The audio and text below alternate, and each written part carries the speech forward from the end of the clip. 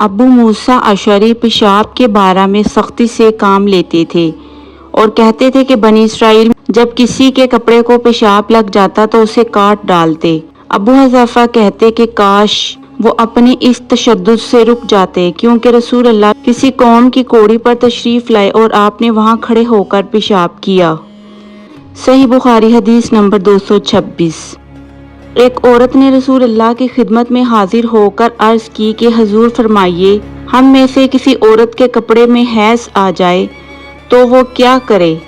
آپ نے فرمایا کہ پہلے اسے کھرچے، پھر پانی سے رگڑے اور پانی سے دھو ڈالے اور اسی کپڑے میں نماز پڑھ لے۔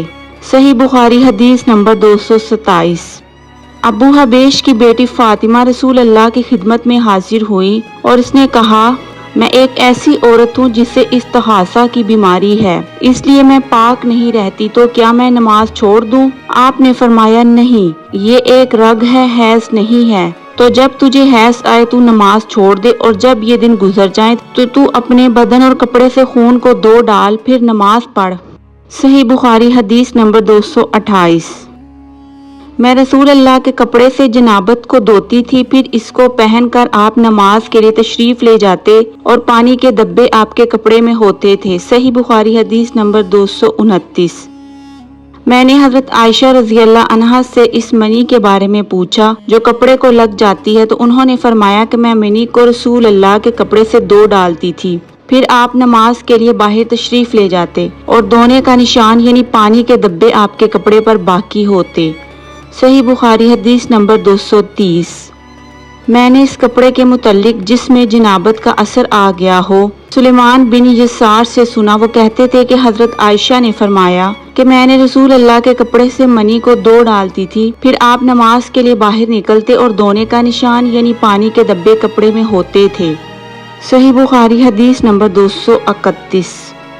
وہ رسول اللہ کے کپڑے سے منی کو دھو ڈالتی تھی، وہ فرماتی ہیں کہ پھر کبھی میں ایک دبا یا کئی دبے دیکھتی تھی۔ صحیح بخاری حدیث نمبر 232۔ کچھ لوگ عقل یا ارینا قبیلوں کے مدینہ میں آئے اور بیمار ہو گئے۔ رسول اللہ نے انہیں لقاء میں جانے کا حکم دیا اور فرمایا کہ وہاں اونٹوں کا دودھ اور پیشاب پئیں۔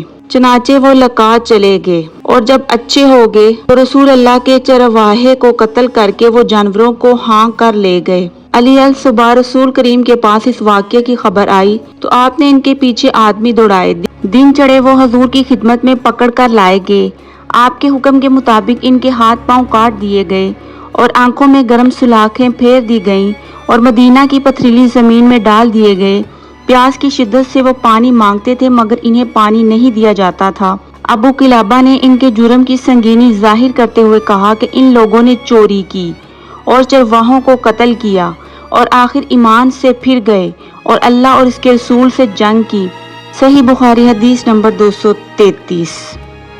رسول اللہ مسجد کی تعمیر سے پہلے نماز بکریوں کے باڑے میں پڑھ لیا کرتے تھے۔ صحیح بخاری حدیث نمبر 234۔ رسول اللہ سے چوہے کے بارے میں پوچھا گیا جو گھی میں گر گیا تھا، فرمایا اس کو نکال دو اور اس کے آس پاس کے گھی کو نکال پھینکو اور اپنا باقی گھی استعمال کرو۔ صحیح بخاری حدیث نمبر 235۔ رسول اللہ سے چوہے کے بارے میں دریافت کیا گیا جو گھی میں گر گیا تھا، آپ نے فرمایا اس چوہے کو اور اس کے آس پاس کے گھی کو نکال کر پھینک دو۔ صحیح بخاری حدیث نمبر 236۔